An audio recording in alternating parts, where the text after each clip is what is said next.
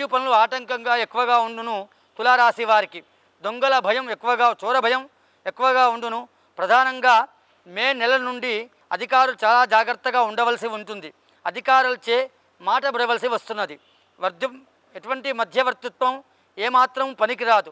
నూతన పెట్టుబడి పెట్టువారు సమయం చూసి చాలా జాగ్రత్తగా ఆలోచించి పెట్టవలసిందిగా అనారోగ్య సమస్యలు ఎక్కువగా ఉండును. వైద్య సేవలు తప్పనిసరి అగును. సంఘం యందు మాట విలువ తగ్గును. ప్రతి విషయం యందు కూడా కోపం ఎక్కువగా ఉండును.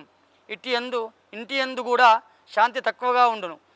శ్రీ అగ్ని కరెంటు పరికరాల వల్ల చాలా జాగ్రత్తగా ఈ తులారాశి వాళ్ళు ఈ సంవత్సరం ఉండాలి. ఉన్నత విద్యకై చేయు విదేశీ ప్రయాణం యందు అపశృతులు కలుగును.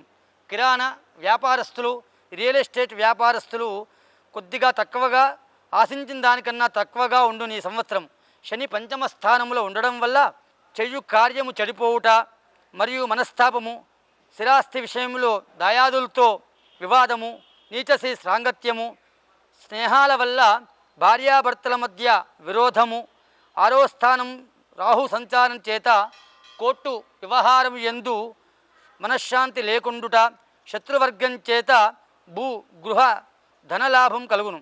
రాజకీయ శ్రేణి ప్రముఖులు మధ్యంగా ఉండును. రైతులు రెండో పంట సామాన్యంగా ఉండును. ఈ రాశి వారికి అదృష్ట సంఖ్య 6. బుధ శని శనివారాల్లో కూడిన 5, 7, 9వ తేదీ అనుకూలం.